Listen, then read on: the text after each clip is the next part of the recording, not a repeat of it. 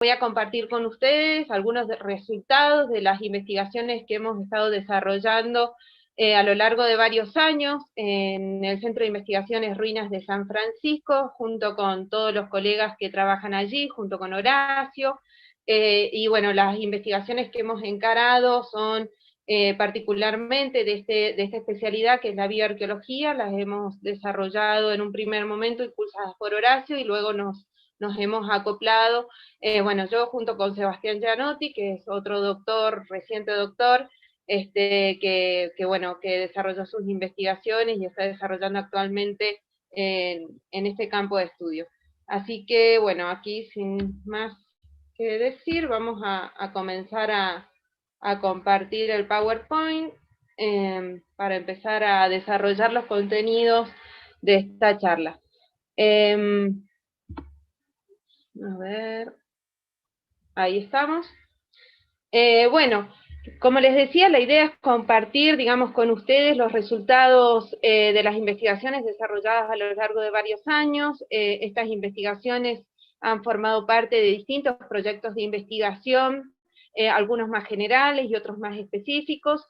Siempre el proyecto Marco ha sido el proyecto que se impulsó desde las ruinas de San Francisco, desde el Centro de Investigaciones Ruinas de San Francisco, que tiene que ver con conocer, digamos, digamos, la vida de las poblaciones pasadas que habitaron en lo que es el área fundacional, ¿no? Así que, bueno, aquí esta rama de estudio particular tiene que ver con un registro arqueológico particular que son los esqueletos, es decir, todos los restos óseos y dentales humanos que se han recuperado en contextos arqueológicos del área fundacional. Aquí, como Horacio bien lo presentó, digamos, en la clase anterior, se han trabajado en distintos puntos arqueológicos que corresponden a templos, a estructuras funerarias. Horacio les estuvo comentando bastante acerca de lo que es la arqueología de estos puntos arqueológicos, de estos contextos sacros, y cuáles son las implicancias que tiene para la investigación arqueológica y para producir conocimiento de estas poblaciones del pasado. Así que, bueno, aquí lo que vamos a trabajar tiene que ver con los aportes que se han hecho a partir del estudio y las investigaciones del registro esqueletal. Bueno, como les comentaba, la idea es compartir de manera sintética, digamos, general, porque, bueno, aquí la audiencia es bastante diversa, así que por ahí algunas cuestiones capaz que no voy a hacer como tan específicas, sino la idea es más bien presentarlo de forma general y en un lenguaje que se pueda entender con facilidad. Y no tan técnico, o al menos esa es la idea. Entonces, a partir de estos registros esqueletales, de estos conjuntos de huesos y de dientes de estos habitantes del pasado, la idea o lo que ha guiado siempre nuestro interés de investigación tiene que ver con conocer las condiciones de vida de estas poblaciones, ¿sí? Cómo era su salud, cómo era su dieta, cómo estaba compuesta, digamos, genéticamente, o la variabilidad que tenían estas poblaciones en el pasado. Es decir, que tenemos como varios, digamos, cuerpos o preguntas de investigación que han ido guiando nuestro trabajo, ¿sí? Entonces, bueno, estas preguntas que tienen que ver con la salud, con la dieta, lo que van a contribuir, digamos, es como una línea de evidencia, una línea de investigación que se acopla y dialoga con otras partes del registro arqueológico, y la idea es siempre contribuir, digamos, a la comprensión o a la reconstrucción de la forma de vida de las poblaciones del pasado, con preguntas específicas que tienen que ver con la salud, con la nutrición, con la dieta, ¿sí? Y con la variabilidad morfológica y poblacional justamente de esas poblaciones. Bueno, aquí vamos a ir directamente al hueso, así que es contarle un poco qué información podemos obtener nosotros a partir del estudio del esqueleto. ¿Por qué nos interesa estudiar los esqueletos? ¿Qué tienen? ¿Qué información nosotros podemos, digamos, construir en base a la observación y el análisis de los huesos y de los dientes? Bueno, les cuento que es muy diversa la información que podemos obtener, son muchísimos datos los que se pueden construir a partir de la observación y análisis de los huesos. Por un lado está, por ejemplo, lo que es la estimación del perfil biológico básico de los esqueletos, es decir, la estimación de sexo y de edad. Es decir, si era un hombre o una mujer, esto tiene que ver con la condición biológica, muy diferente a lo que es el género, que eso tiene que ver con otras cuestiones que tienen que ver con factores sociales, de identidad, muy distinto a lo que es el sexo. Nosotros a partir del hueso lo que podemos ver si era un hombre o mujer, digamos lo que se proporciona desde el punto de vista genético. Entonces, para saber si era un hombre o una mujer, lo que se analiza, los indicadores clásicos son las estructuras del cráneo y de la pelvis.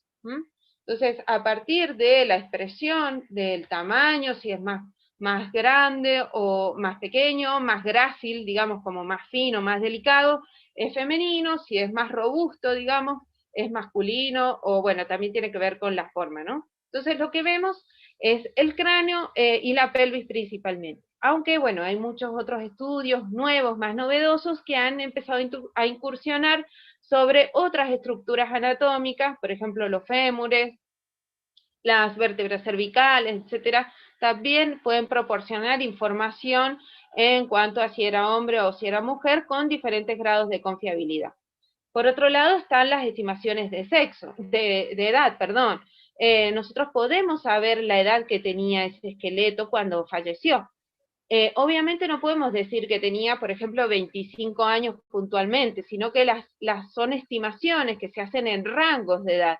Es decir, por ejemplo, este esqueleto tenía entre 25 y 30 años. Son aproximaciones que se pueden dar en rangos. Esas son las estimaciones de edad y se utilizan múltiples regiones anatómicas, por ejemplo el cráneo, por ejemplo las terminaciones de las costillas, por ejemplo las sínfisis púbicas. Son todas esas, digamos, regiones que hay un deterioro con la edad que se da en tasas y es bastante constante y homogéneo en las poblaciones. Entonces, a partir de ese deterioro en las superficies articulares, por ejemplo, se puede llegar a estimar la edad. También la ancestría, esto es, antiguamente se denominaban como grupos raciales. Actualmente no se habla de grupos raciales, sino que son grupos de ancestrías, entendiendo que hay variabilidad biológica y, digamos, solapamientos en esas expresiones. Pero bueno, aquí lo que podemos llegar a decir, si por ejemplo, a partir del registro de los fémures, ciertos tamaños, formas del fémur, puede llegar a corresponder más a un individuo nativo, es decir, amerindio, o a un europeo, por ejemplo. Son estimaciones generales que nos van permitiendo aproximarnos. También obviamente están los estudios moleculares y de genética, pero esos, bueno, son también estudios que se están impulsando desde el Centro de Investigaciones, pero bueno, tienen como otras dificultades y otros tipos de informaciones, algunas más específicas, y obviamente que son más costosos económicamente y en tiempo también. Estos otros estudios, por ejemplo, a partir del fémures, por ahí no son tan precisos, pero bueno, es una vía rápida, digamos, y bastante sencilla de poder acceder a una información general. Por otro lado, tenemos, por ejemplo, los estudios del estado nutricional de esa persona. Nosotros, a partir de la observación del cráneo y de los dientes, podemos saber si había, digamos, sufrió en algún momento de su vida estrés nutricional o en combinación con otras patologías como procesos infecciosos y demás. También, obviamente, podemos, a través de la observación general, podemos saber si ese individuo sufrió algún tipo de patología particular que tenga que ver, por ejemplo, con infecciones, ¿sí? También lo que se puede ver a través de los dientes, ¿cierto? Es las cuestiones vinculadas a la dieta, por ejemplo, la presencia de caries nos está indicando que esos individuos tenían una dieta particular, como más, digamos, rica en azúcares o carbohidratos, que a diferencia de un individuo cazador-recolector, donde las frecuencias de caries son mucho más bajas. Bueno, por otro lado, también tenemos indicadores de actividad física. Esto quiere decir cómo esos individuos utilizaban su cuerpo, ¿sí? Cuáles eran sus niveles de actividad física, si hacían, digamos, ejercicios repetitivos, digamos, digamos que requerían mayor grado de energía, ¿cierto? A partir de diferentes indicadores, que ya los vamos a ir viendo más adelante. que tienen que ver, por ejemplo, con los desgastes de las articulaciones, ¿sí? Esas enfermedades, como se denominan las enfermedades degenerativas articulares, o los cambios entésicos, que son cambios en las inserciones musculares. Bueno, todo este cuerpo de información que nosotros vamos, digamos, elaborando, ¿sí? A partir de la observación del registro arquelético, interpretación, las vamos a ir utilizando, combinando, ¿sí? Porque esto se combina, no se utiliza un solo indicador, sino que las vamos combinando a partir también de un análisis de varios esqueletos, de varios individuos, para poder hacer, digamos, interpretaciones más generales que se aproximen a un nivel poblacional. Entonces, combinando estos tipos de indicadores, vamos nosotros haciendo una reconstrucción del estilo de vida de estas poblaciones. Obviamente que también digamos, fuente de información es el contexto donde se encuentra ese individuo, porque no toda la información está en el hueso o en el diente, sino que también tenemos la información contextual, es decir, por ejemplo, estos esqueletos han sido recuperados en los templos, ¿sí? En los templos funerarios. Entonces, bueno, la posición que tenía, como bien también ya lo mencionó Horacio en la clase anterior, nos va a estar indicando cierto estatus o estado de privilegio, digamos, unos respecto a otros, porque los lugares de entierro tienen distinta connotación social, ¿sí? Para una población. Entonces, eso es importante. Por ejemplo, la presencia de ajuar, si se lo inhumó, por ejemplo, con algún tipo de vestimenta, a veces quedan restos de botones o hebillas, esos materiales se conservan, o algún tipo de adorno personal, alguna cadenita, por ejemplo. Todos esos materiales nos van a ir ayudando a reconstruir, digamos, la vida de ese individuo. Y obviamente otra fuente de información que es muy importante tiene que ver con todo lo que es el registro, digamos, documental, histórico, no solamente de fuentes primarias, sino fuentes secundarias. Entendemos que el registro bioarqueológico es otra fuente de información complementaria, digamos, a estos registros históricos, que muchas veces desde la historia por ahí no se conocen cuestiones tan específicas del esqueleto, porque acá lo que tenemos son los individuos, el registro de los individuos que vivieron. También, digamos, a nivel histórico, por ahí no se llega a alcanzar ese nivel de especificidad, ¿sí? Tenemos otros tipos de información con otras características que pueden resultar complementarios a estas investigaciones. Bueno, y aquí pasando ya, teniendo este pantallazo de qué información nosotros obtenemos de los esqueletos, o qué información producimos, mejor dicho, de estos registros, nos vamos a ir metiendo ya directamente a las investigaciones concretas que hemos desarrollado. Estos esqueletos los esqueletos que hemos estudiado, provienen de estos diferentes templos que se ubican en lo que es el área fundacional. Acá tenemos la ubicación de los 5 templos, ¿sí?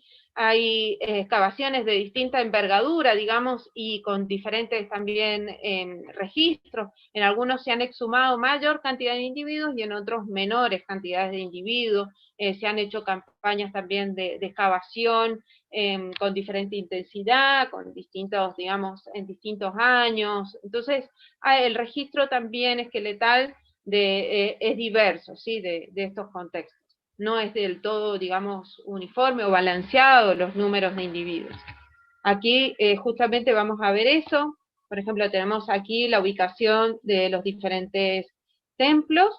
Por ejemplo, en la Merced se recuperó un número de entierros primarios, ya vamos a ver qué es un entierro primario, pero bueno, se recuperaron 23 individuos, en San Agustín 1, Santo Domingo 3, San Francisco 48 y La Caridad 38.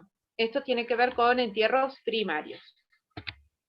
Aquí lo que vemos son justamente, estas en ruinas de San Francisco, son entierros primarios. ¿Esto qué quiere decir? Son entierros o un esqueleto que cuando uno lo excava lo encuentra así, en este estado. Es decir, en una posición, digamos, articulada. Es decir, que este individuo cuando falleció se lo inhumó y ahí donde se lo inhumó se lo dejó, digamos, no fue removido de ese lugar. Como ustedes saben, estas estructuras funerarias, muchas veces se ingresaban muchos cuerpos y no, digamos, el espacio no era lo suficientemente grande para inhumar a todos los habitantes de la ciudad. Entonces lo que se hacía cuando a veces se inhumaba un cuerpo, se hacía una fosa y se impactaba, ¿sí? Se perturbaba un entierro anterior. Y lo que se hacía era correr los huesos del lugar para poder inhumar a ese nuevo individuo. Entonces eran lugares, digamos, muy cargados de muchos cuerpos, ¿sí? De mucha carga bacteriana. Hay registros de que el olor dentro de las iglesias era muy fuerte. Eso hay registros históricos donde se lo menciona. Aquí lo que tenemos, por ejemplo, son entierros de 2 individuos adultos, y acá tenemos un subadulto en posición primaria. A estos les falta el cráneo, no porque lo hayamos excavado nosotros así, sino porque acá vemos, digamos que hay una perturbación aquí por obras que se hicieron con anterioridad, donde se pasaban cañerías, por ejemplo, donde antiguamente se habían consolidado las ruinas. Es ahí donde como están ubicados, digamos, en un lugar urbano de mucho, digamos, transformación, bueno, antiguamente se impactó el registro y, bueno, ocurrieron estos procesos de remoción. Obviamente, digamos, hoy en día esto no ocurre, sino que es mucho más controlado, se hacen rescates arqueológicos antes para poder luego trabajar, digamos, haciendo obras de consolidación o remodelación. Bueno, aquí lo que vemos son justamente lo que les comentaba de los entierros secundarios, donde vemos que estos huesos, ahí se ven fémures, y aquí se ven 3 cráneos que están juntos. Estos son entierros secundarios, es decir, que son individuos, son reducciones, ¿sí? Esos esqueletos se impactaron para enterrar unos nuevos y se corrieron. Fíjense la forma arbitraria, digamos, de remover. No había, evidentemente, en la época mucho cuidado o respeto por los restos, porque se ubicaban de forma arbitraria. Ya vamos a ver otros donde el amontonamiento no tiene, digamos, ningún tipo de, digamos, de cuidado ni nada. Vamos a ver cómo es. Bueno, acá siguiendo con las ruinas de San Francisco, lo que tenemos son 2 contextos, uno del siglo XVII, que es este. Aquí lo que vemos son las cuadrículas, que se excavaron con técnicas de la arqueología, obviamente. Estas son las baldosas típicas del primer templo. Estos entierros se encontraban en una profundidad entre los 2 y 1,5 metros de profundidad aproximadamente. Estos son los entierros que se recuperaron, entierros primarios. No están dibujados aquí los conjuntos de las reducciones, es decir, los entierros secundarios. Esto es importante, del primer templo, los que están con rojo, son individuos que están inhumados afuera de ese templo, y estos en verde son los que estaban inhumados adentro, es decir, que tenemos como 2 espacios diferenciados, ¿sí?, de inhumación, el interior y el exterior. Bueno, acá tenemos el segundo templo, siglo XVIII, siglo XIX, este fue destruido por el terremoto, y lo que vemos es lo mismo. Estos individuos de aquí son todos del interior, y estos son del exterior. Y el piso de baldosas es bien diferente, son contextos bien distintos, son estas baldosas rectangulares y cuadradas, diferentes a las hexagonales que veíamos del templo anterior. Bueno, aquí tenemos otro punto arqueológico, que es la Caridad. Esto fue un rescate que se hizo también en 3 años creo que fueron, de distintos periodos de excavación. Bueno, era también otro templo donde el registro era sumamente, digamos, abarrotado, por decirlo de alguna manera. Había muchísima cantidad de entierros, tanto primarios como secundarios. Esto fue un rescate que se hizo porque luego se iba a construir un jardín ahí. Actualmente hay un jardín, funciona una escuela en esa esquina. Y bueno, la cantidad de individuos fue bastante importante. Acá, bueno, vemos, ahí está Valeria, está excavando, acá también, bueno, el resto de los compañeros, ahí está Horacio.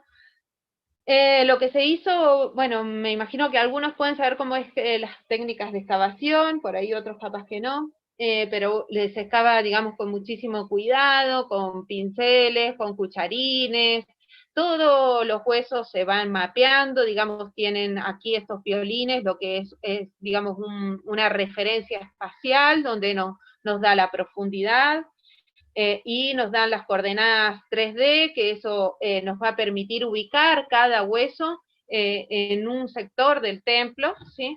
Y también es una referencia para poder hacer, porque todo esto, además de tener un registro fotográfico, tiene un registro de croquis, o sea, se hacen dibujos de cada uno de los elementos encontrados. Y luego de todo ese registro exhaustivo, se hace el levantamiento, la exhumación de los huesos y se trasladan al laboratorio, donde obviamente son acondicionados con muchísimo cuidado y posteriormente analizados en diferentes etapas, obviamente.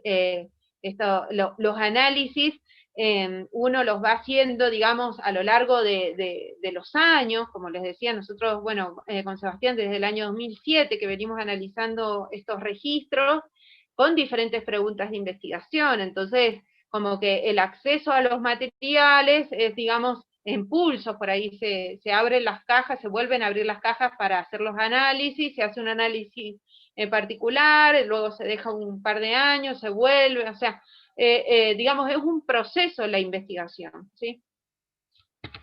Bueno, acá tenemos la planta de la caridad, también con estos registros, estos dibujitos, no sé si lo alcanzan a ver, pero muchos esqueletos están incompletos, porque así se los halló, digamos, la incompletitud de los esqueletos es muy frecuente, porque justamente este uso tan recurrente de los espacios. Bueno, también hay una idea de que todos estos muertos son enterrados por el terremoto, y desde la arqueología, bueno, Horacio también ya lo ha planteado en muchas ocasiones, que no son, digamos, muertos por una catástrofe, es decir, por un terremoto, no. Estos entierros son, digamos, se llaman perfiles demográficos atricionales, es decir, que estas incorporaciones de individuos eran constantes, recurrentes y a lo largo del tiempo, o sea, estos espacios y estas inhumaciones eran, digamos, no fue un evento único por una catástrofe, no, era la gente que iba muriendo, digamos, por causas muy diversas a lo largo de todo el periodo colonial, y se los fue inhumando. Entonces tenemos personas fallecidas en diferentes épocas, en distintos años. Bueno, acá tenemos otros contextos, por ejemplo, San Agustín, acá tenemos el Templo de la Merced también, donde hay un registro muy interesante. Acá vemos esa disposición caótica, digamos, que de estas reducciones que se han hecho con bastante descuido, digamos, la disposición de los elementos superpuestos, sin ningún tipo, digamos, de recaudo, de preservación del individuo, sino que son elementos superpuestos. Fíjense, acá tenemos 1, 2, 3, 4 cráneos, o sea, hay 4 individuos que han sido desplazados de su lugar de entierro original para poder enterrar a este último. Este último se enterró después y se perturbó a estos otros entierros, y acá hay otros huesos que probablemente sean de estos individuos. Tenemos un registro bastante complejo, muy complejo. También hemos hecho, digamos, tratar de hacer asociaciones para ensamblar, digamos, y reconstruir esqueletos de manera individual, pero bueno, con tanto revuelto, la verdad que es muy complicado.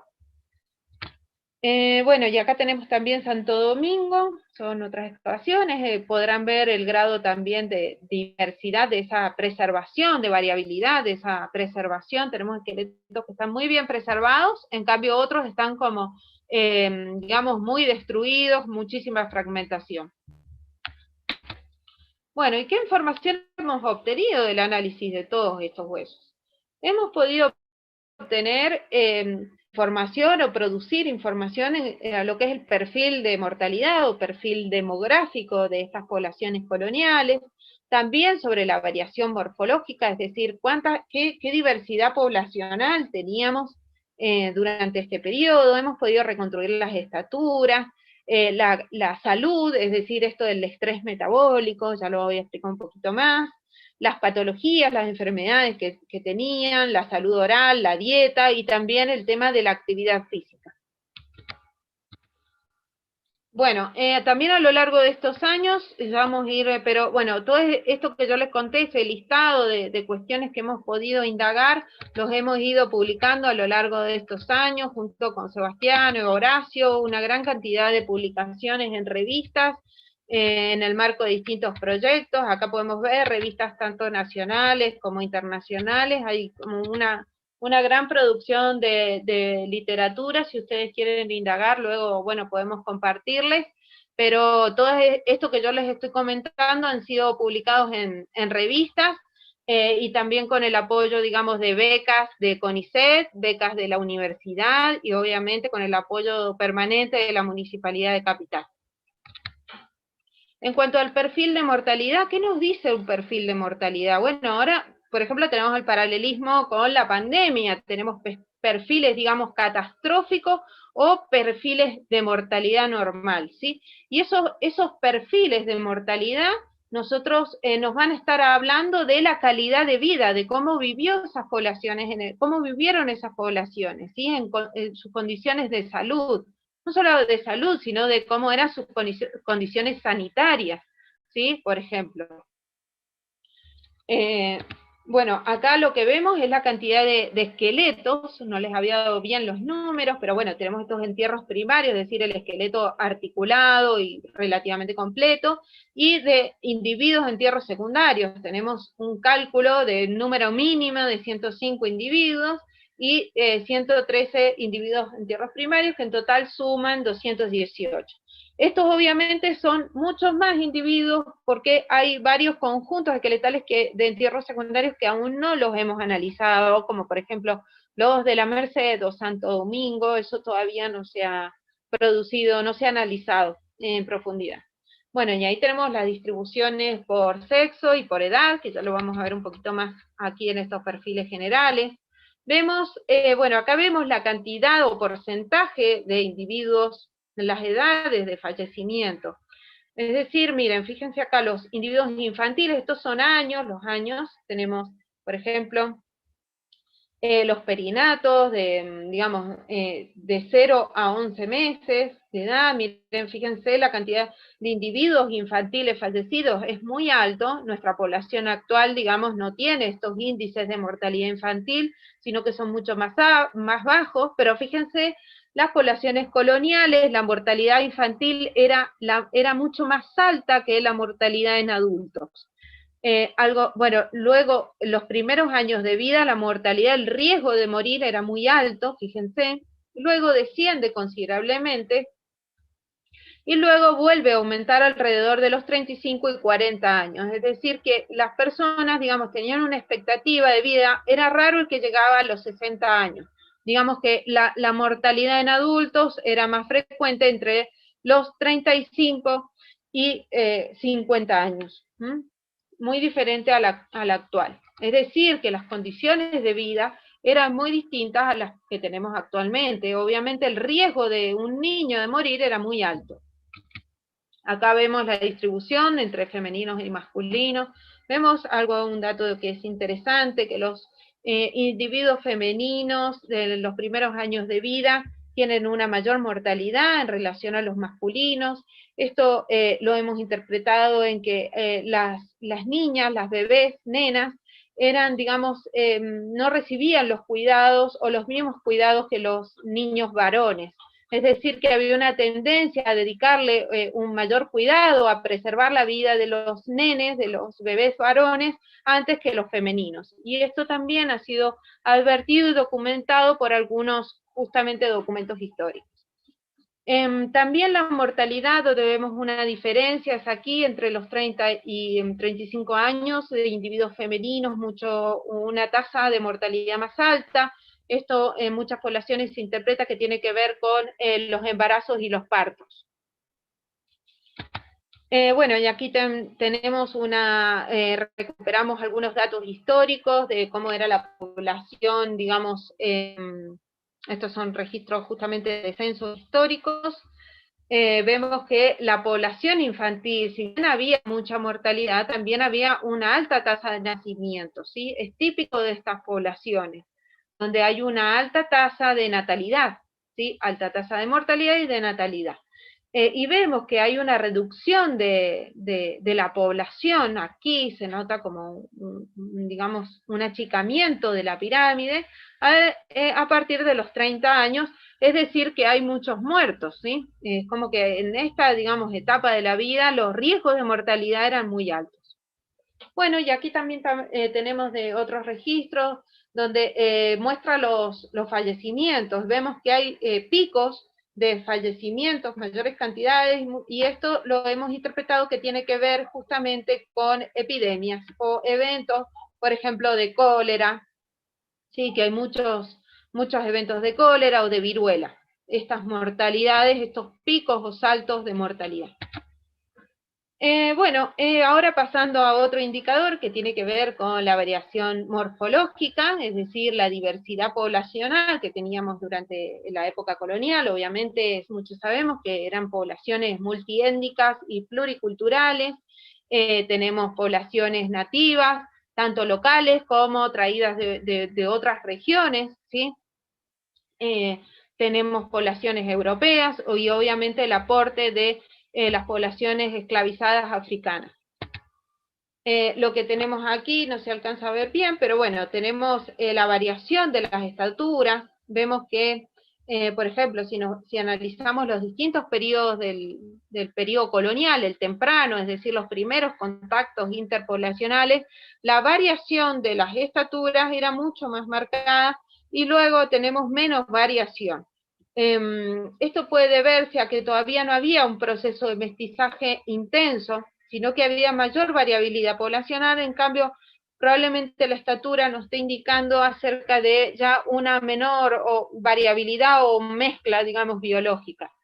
En promedio, las mujeres medían 1,55 m, en promedio, obviamente, y los hombres unos 10 centímetros más altos, 1,66 m aproximadamente. Bueno, esto que yo les comentaba del fémur, que nos puede decir o orientar si es un individuo, digamos, nativo, amerindio, o si puede ser, digamos, de otras regiones, como europeas o africanas. Y aquí vemos que la mayoría de los individuos que se han recuperado tienen un alto componente amerindio, es decir, poblaciones locales, nativas, es decir, que no desaparecieron, que vivían en la ciudad y que fueron inhumados en los templos, ¿sí? O al menos que habían componentes genéticos dentro de esas poblaciones. Quizá eran mestizos, pero digamos el componente o el aporte americano era muy alto. Y por otro lado tenemos este componente europeo-africano, que no podemos diferenciarlo a partir del fémur, porque el europeo y el africano, o esas poblaciones, tienen similitudes en la forma del fémur, pero sí vemos que aparece, digamos, esta forma morfológica del fémur en un 23%. A ver, se me pasó. Bueno, esto en cuanto a la variación morfológica. Obviamente estamos haciendo, como les decía, estudios genéticos que, bueno, están en proceso y llevan un tiempo, todavía no tenemos resultados publicados. Por otro lado, tenemos los indicadores de estrés metabólico. Estos puntitos que ustedes ven ahí, este fragmento de hueso, es de un techo de órbita, y esa porosidad la produce, por ejemplo, uno de los factores es la anemia, ¿sí? Anemia por deficiencia de hierro. Esta anemia puede ser producida por una baja ingesta de proteína animal, o por, digamos, tener una baja absorción de esa proteína. Tal vez la ingesta estaba bien, pero no, el cuerpo no lo absorbe. Puede ser, por ejemplo, por enfermedades gastrointestinales. Y bueno, el otro indicador que tenemos aquí son esas líneas en los dientes. Ustedes se pueden revisar a ver si tienen alguna o no. Esas líneas, esas depresiones que se ven ahí, se llaman hipoplasias de esmalte dental. Eso también es un indicador de estrés sistémico, es decir, esas líneas lo que indican es que durante la infancia ese individuo, mientras le crecía el diente, tuvo una detención del crecimiento, es decir, que ese esmalte no creció por un tiempo. Y eso puede deberse a un déficit en la alimentación o algún tipo de enfermedad. Entonces, estos dos son indicadores no específicos, sino que son de estrés fisiológico generales. Lo que vemos, bueno, ahí está un poco lo que les comentaba, lo de las hipoplasias. lo que vemos es que, por ejemplo, los individuos, en cuanto a las edades, los niños y los jóvenes son los que tienen mayor cantidad de hipoplasia. Acá vemos, por ejemplo, que los que están enterrados afuera del templo, también el 100% de los individuos tenía hipoplasia, es decir, que tuvo durante su infancia eventos de estrés nutricional o fisiológico. Acá la hiperostosis, esto que yo les comentaba, que es un indicador de anemia, también ahí vemos esas porosidades, no solamente en el techo de la órbita, sino en lo que es la calota, ¿sí? en el cráneo. Todas esas porosidades son indicadores de anemia. ¿Y dónde lo hemos encontrado? Lo hemos encontrado básicamente, los indicadores de anemia, fíjense que los individuos infantiles sufrían evidentemente de altos porcentajes de anemia, la población en general, miren, fíjense, el 45% de los individuos infantiles tenían procesos anémicos, y luego va decreciendo en las edades la presencia de la anemia. También en cuanto al sexo, los individuos masculinos tenían altos niveles también de anemia, y el tema de también los que estaban enterrados afuera del templo también tenían mayor presencia de anemia que los que estaban enterrados adentro. Bueno, y esto es un poco lo que les venía comentando, para no hacerlo tan largo, voy a tratar de ir un poquito más rápido. Patologías también hemos encontrado, enfermedades, no todas las enfermedades dejan un registro a nivel esqueletal, hay enfermedades que son silenciosas para el hueso, digamos, como por ejemplo la viruela, el cólera, todas esas enfermedades no dejan un registro a nivel esqueletal. Bueno, acá vemos un poco la distribución de las patologías y de los traumas. Los traumas tienen que ver como, por ejemplo, una fractura, por ejemplo, eso es un trauma, y ahí estamos viendo las distribuciones. En términos generales, las patologías que hemos encontrado, que son de tipo infeccioso, tienen una distribución bastante homogénea en la población, es decir, que los atacaba a todos más o menos por igual. Y los traumas, hemos encontrado que los individuos que están enterrados por fuera de los templos tienen una mayor cantidad de traumas, de traumatismos. Acá hemos encontrado, es un caso interesante, de sífilis. Primero encontramos uno y luego encontramos 2 individuos más. Bueno, ustedes saben, la sífilis, miren ahí tenemos esta enfermedad que produce múltiples llagas. Este esqueleto tenía esa enfermedad, ahí vemos el fémur, cómo quedó, este es el cráneo, ¿sí? Esta enfermedad es interesante porque digamos que es muy mal vista socialmente y debe haber acarreado como mucha discriminación a esta persona. Llamativamente estaba enterrada en el interior, es decir que probablemente era de alto estatus. Bueno, las enfermedades, como les decía, digamos, la mayoría de las personas, las enfermedades que contraían eran de tipo infecciosas, como la viruela, la fiebre tifoidea, la difteria, cólera, enfermedades respiratorias, gastrointestinales, ¿sí? Y bueno, los primeros registros de sífilis que tenemos en la provincia se han encontrado ahí en el Templo de Ruinas de San Francisco. Los niños, esa mortalidad infantil que veíamos que era muy alta, probablemente se deba a esta gran cantidad de enfermedades infecciosas, gastrointestinales y parasitarias, que no dejan un registro a nivel esqueletal, pero lo que encontramos es ese niño a edades tan tempranas muerto, fallecido dentro de lo que es el registro arqueológico, es decir, que no se hizo adulto. Y bueno, vemos también que muchas de las personas que estaban enterradas en el interior del templo, muchas de esas enfermedades fueron superadas, es decir, que pudieron acceder a cuidados terapéuticos. Y muchos enterrados afuera no vemos esos procesos curativos de las enfermedades tan claros. Bueno, lo mismo con los traumatismos. También hemos encontrado individuos con traumatismo por arma de fuego en el cráneo, es decir, digamos que han sido ejecutados. Acá vemos las distribuciones de las patologías como una síntesis de lo que les venía comentando. Vemos esto de las enfermedades infecciosas que tienen una distribución bastante similar. Los traumatismos son mucho más altos en los individuos del exterior. las hipoplasias del esmalte son 100% están afuera, y la hiperostosis porótica tenemos niveles más altos también en el templo de la caries. Bueno, tenemos los marcadores de estrés funcional, que son un conjunto, digamos, de fuentes o cuerpos de información que nos van a estar hablando de cómo es el uso del cuerpo, la intensidad del uso del cuerpo de las personas que vivieron durante el color. Entonces tenemos las enfermedades degenerativas articulares, los cambios estéticos, ¿sí? Las fracturas, antemortem, primortem, la osteocondritis disecante, que eso se produce en microtraumatismo por el uso muy frecuente de esa articulación, en este caso es un metacarpo de la mano, y en marcadores posturales, es decir, si uno tiene, por ejemplo, una postura recurrente durante mucho tiempo en una determinada posición, lo que puede provocar son estas facetas articulares extranumerarias, digamos, son como puntos de apoyo, articulaciones extra que se van generando.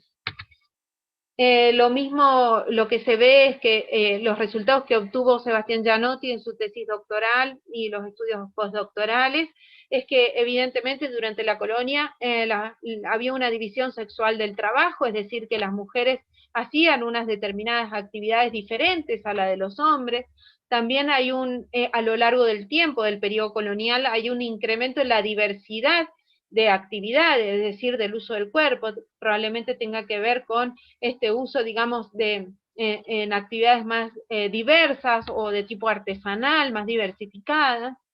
Y obviamente también se ve un incremento de la participación de la mujer en esta diversidad de actividades, es decir, que la mujer se va incorporando a estos espacios productivos gradualmente, ¿sí? Lo que no se ve tan claro es que hayan diferencias, digamos, en las actividades, en los individuos enterrados afuera o en los del interior, es decir, que no hay un patrón claro como sí lo había con las condiciones de salud. Bueno, en cuanto a la dieta y la salud oral, lo que hemos visto a partir del registro dental, que aquí vemos, lo que vemos es, por ejemplo, la presencia de caries, o la presencia de pérdida de dientes durante el individuo en vida, o estos depósitos de sarro, ¿sí? Son diferentes indicadores que, bueno, digamos, ahí también tenemos como bastante literatura, si a alguien le interesa profundizar, aquí lo voy a decir muy general, pero hemos indagado en varios indicadores de salud oral, también en los desgastes, por ejemplo, los desgastes dentarios que dan cuenta de la dureza de los alimentos. Aquí, como les decía, los desgastes dentales, los individuos del interior evidentemente tenían dietas más blandas porque no tenían tanto desgaste dental, es decir, que probablemente la técnica del hervido ha sido usada más frecuentemente en los individuos de mayor estatus que los individuos, digamos, los inhumados en el exterior, quizás utilizaban una técnica más vinculada a los procesos de asado, de cocción diferencial, digamos, por fuego, digamos, y directa, que los individuos del interior o de mayor estatus. Bueno, aquí tenemos, por ejemplo, las caries, los porcentajes de caries, los abscesos, es decir, infecciones, y las pérdidas en vida. Tenemos las comparaciones por templos, por periodos cronológicos y por sectores de entierro. ¿Sí? Vemos que es curioso, pero las pérdidas de dientes antemortem eran muy altas, muy altas, probablemente vinculados a los depósitos, altos depósitos o niveles de depósitos de sarro dental. Esto tiene que ver con múltiples factores, entre ellos la mala higiene bucal. Bueno, y eso es un poco lo que ya les comentaba, obviamente que estos registros dentales se correlacionan con una dieta mixta basada en lo que es el trigo y la carne, o sea, tenemos caries, tenemos, digamos, presencia de carbohidratos o dietas ricas en azúcares. Esto también ha sido corroborado por estudios isotópicos que indican una dieta mixta. Bueno, y ahora como para ir también, digamos, integrando y finalizando, lo que nosotros hemos visto a lo largo del tiempo, en forma general, digamos, a través de estas investigaciones, es que hay una marcada heterogeneidad poblacional consistente con este tipo de poblaciones coloniales, donde la presencia de nativos, digamos, americanos es muy fuerte en la ciudad, ¿sí? Hay una gran cantidad de entierros, este componente amerindio es muy alto, no son todos europeos o blancos, bueno, que hay una gran diversidad de estaturas, que al principio había como mayores distancias, digamos, entre, o mayor diversidad, o más marcada la diversidad poblacional, y luego a través de lo que es el proceso de mezcla vemos, digamos, que se vuelve a ser como más homogénea la población, probablemente vinculado a lo que es el proceso de mestizaje. Bueno, vemos que también esto que ya les decía es más de lo que es la variación morfológica o diferencias poblacionales. Recientemente, bueno, también va a salir publicado en breve un artículo sobre el índice de platimería, que es un poco lo que les vengo comentando acerca del fémur y la información que nos da de la variabilidad poblacional. Bueno, esto de las enfermedades, que evidentemente la afección de las enfermedades infecciosas, estas contagiosas, era bastante generalizado en todos los, digamos, estratos poblacionales, ¿sí? Los traumatismos evidentemente afectaba a la población, digamos, más, digamos, pobre, ¿sí?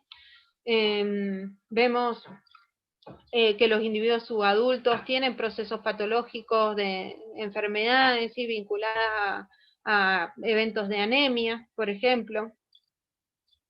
Que hay, bueno, evidentemente mucho estrés durante la infancia, está advertido tanto por el perfil demográfico como por esos indicadores de las hipoplasias de esmalte dental, y evidentemente había una preferencia por brindar cuidados a los varones y menos cuidados a las nenas. Y bueno, esto en cuanto a la dieta, también el tema de las dietas mixtas, obviamente toda esta información de la dieta ha sido complementada con lo que es el registro zooarqueológico y botánico.